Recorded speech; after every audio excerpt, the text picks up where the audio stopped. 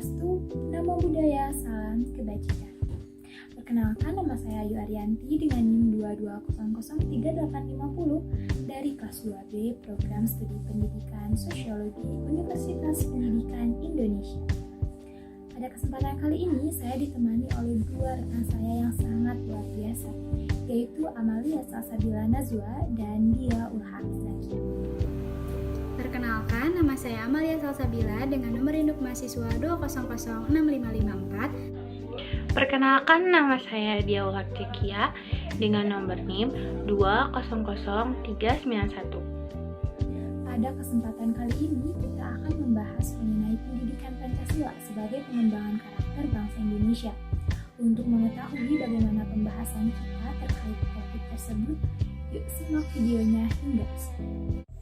Pancasila merupakan pandangan hidup bangsa Indonesia yang di dalamnya terkandung nilai-nilai luhur yang dijadikan acuan seseorang dalam berperilaku. Nilai-nilai tersebut berupa nilai ketuhanan, kemanusiaan, persatuan, musyawarah, dan keadilan yang tentunya sudah tertanam dengan kuat sejak zaman dahulu. Namun, dewasa ini, nilai-nilai Pancasila perlahan mulai terkikis, bahkan lambat laun akan semakin luntur. Tentunya lunturnya nilai-nilai Pancasila tersebut akan menimbulkan berbagai permasalahan, seperti masalah korupsi, masalah disintegrasi bangsa, masalah dekadensi moral, masalah narkoba, masalah penegakan hukum yang berkeadilan, masalah terorisme, dan masalah lainnya yang tentunya dapat merugikan bangsa Indonesia, khususnya generasi penerus bangsa. Untuk itulah, pendidikan Pancasila lahir sebagai jalan suci untuk mempertahankan bangsa Indonesia dari pengaruh perkembangan zaman yang semakin tak terkendali. Pendidikan Pancasila ini diperlukan oleh setiap generasi muda agar ia mampu menjadi agen perubahan, intelektual muda, dan insan profesional yang berjiwa Pancasila dalam kehidupan bermasyarakat, berbangsa, dan bernegara. Pendidikan Pancasila dalam program pendidikan yang berisi nilai luhur bangsa memiliki tujuan untuk membentuk sikap positif yang sesuai dengan nilai yang terkandung dalam Pancasila.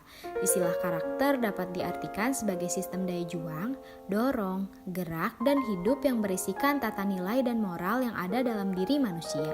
Kementerian Pendidikan Nasional tahun 2009 menyatakan bahwa pendidikan karakter dapat dikembangkan dari sumber agama, Pancasila, budaya, dan juga pendidikan nasional. Nilai karakternya adalah religius, jujur, toleransi, disiplin, demokratis, dan lain sebagainya.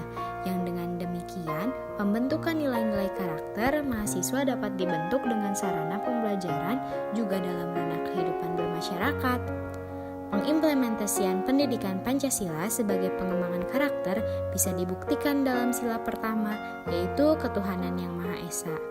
Ini mempunyai pengaruh besar dalam kehidupan sehari-hari karena jika tidak sesuai dengan sila pertama, maka akan terjadi sebuah permasalahan yang besar. Selanjutnya sila kedua, yaitu kemanusiaan yang adil dan beradab. Dalam sila ini menjelaskan bahwa kedudukan manusia adalah sama, tidak membeda-bedakan orang lain dan tidak ada diskriminasi antar suku, agama, budaya, dan lain sebagainya.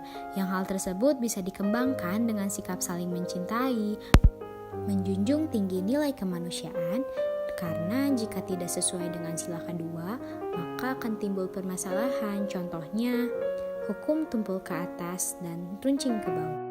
Sila ketiga yaitu Persatuan Indonesia.